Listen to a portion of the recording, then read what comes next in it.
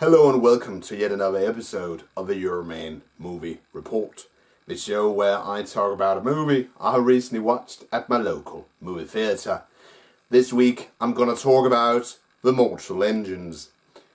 When the teaser trailer for The Mortal Engines arrived online some months ago and I watched it, I had never heard of anything related to the title, so I watched it. And then it blasts on screen. From Peter Jackson, the creator of the Lord of the Rings trilogy.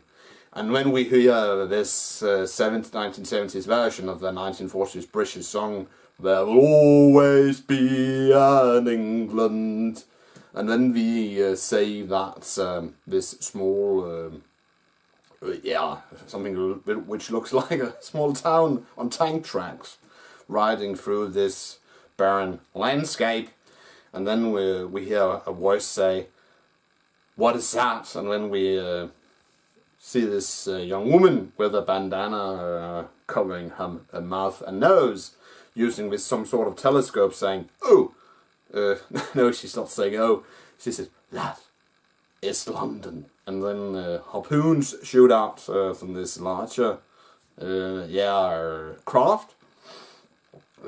And these robot arms, they gobble up the smaller town, and then it says Mortal Engines. And then I said to myself, what the fuck is that? And then there was this second trailer, and we of course are introduced to a more coherent part of except of the story, where the main baddie, of course, is Hugo Weaving, Agent Smith of the Matrix trilogy. And and then of course we are introduced, of course, to there's this other guy called Tom, who we see in the teaser trailer. No, not the teaser trailer, the full trailer. And then there's a scene from the movie in that trailer where the main hero of the piece, Hester, she tries to kill Hugo Weaving, and then Tom, the other hero of the story, he runs after her, and she jumps into this garbage disposal chute, and then and she says to this Tom character, "Ask him why he killed my mother." And then Hugo Weaving, he arrives, and then in his best Agent Smith style-esque attitude, "I'm sorry you had to hear that." And then he kicks this Tom character out of the same garbage disposal chute that Hester, she jumped out of earlier. And then of course we see some of the post-apocalyptic Earth. And in the movie, this scene, of course, plays out in a prolonged version in the beginning of the film. And the most funny part of the movie is in the beginning of the film, that on board London, Wheelie London, which I'll call it in this review, there's a London history museum run by this black guy who started a lot of B-grade movies in the 90s and early 2000s. He got his face sliced in small meat pieces in the first Paul W.S. Anderson Resident Evil movie. He's the curator of the London History Museum, and then there's this tremor, and then he says, don't break the American gods, and then the camera pans around, and there are these two plastic statues of the Minions characters from the Despicable Me movies, and that was quite funny, and the audience, I guess, was supposed to go there, ha ha ha ha ha. But we didn't, because at my showing at 12:30 p.m. We were only 3 people. But anyway, then of course the movie progresses, and then Tom and Hester, they have to band together in order to survive and later save the day. And we are shown post-apocalyptic continental Europe because we learn early in the film that London, wheelie London, is driving around in what remains of post-apocalyptic Europe. And in that part of the world there are Fallout game-esque raiders, slavers, cannibals, you name it. And then of course there's this resistance called anti-tractionists, and they are Asian, and they live in this lush part of the world behind this dam. No, not the Great Wall of China, but a dam, and there are these World War I style artillery guns on this dam, and then the main plot line is, of course, that Hugo Weaving's character, who killed the mother of the Hester character, because she had discovered that a control box for weapon of mass destruction, which had destroyed human civilization 1,000 years earlier, some sort of implosion cannon or something like that.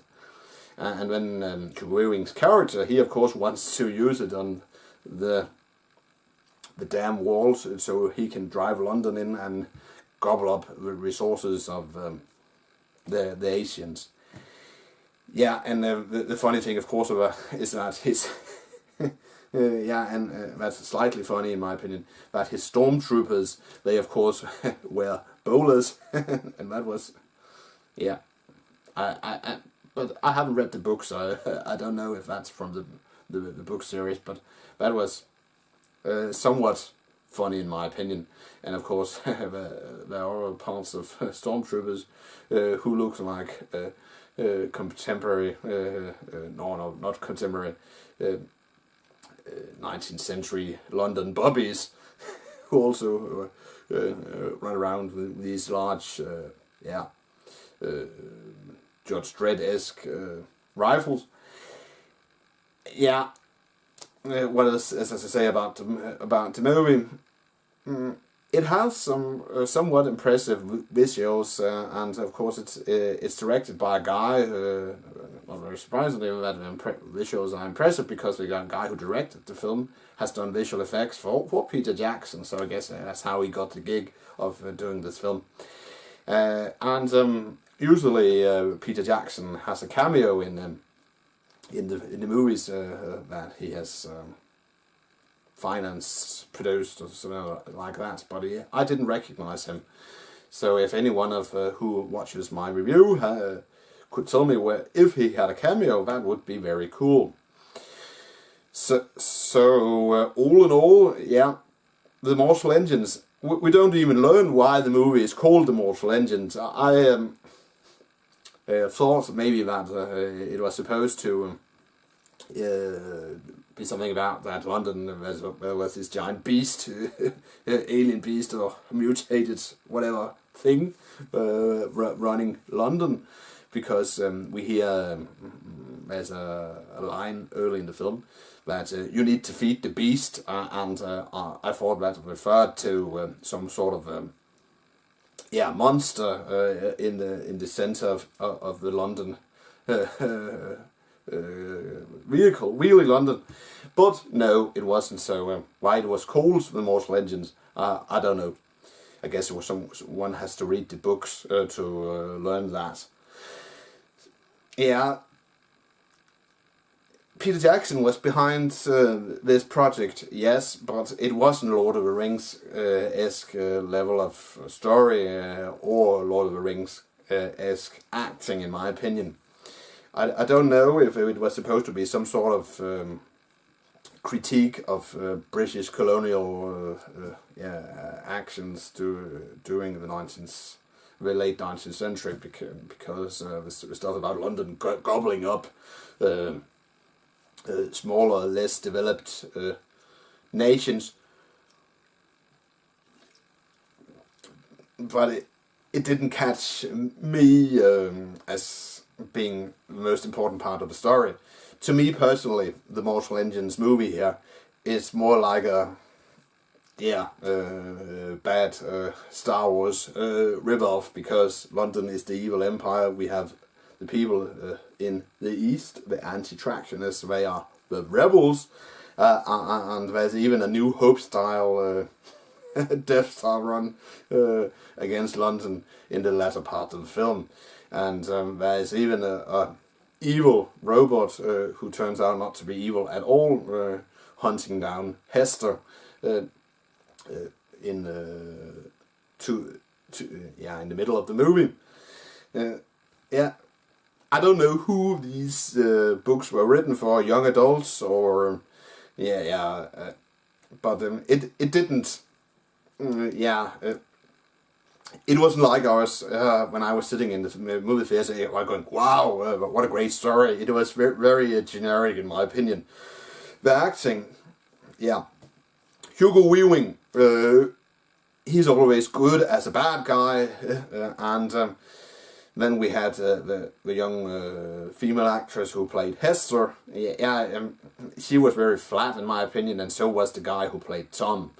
The Asian woman in the red suit, I don't know who she is, but she was quite better than the actress playing Hester and the actor playing Tom. She was somewhat less two-dimensional, in my opinion, and the other broad spectrum of characters, they were okay. But it isn't a great film, and I certainly am not gonna rewatch this film when it arrives on streaming services sometime next year.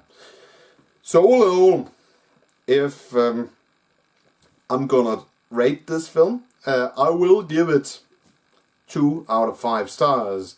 That's it, Euroman of Euroman's Movie Report. Thanks for watching, and don't forget, if you liked this movie talk / movie review, please give it a thumbs up.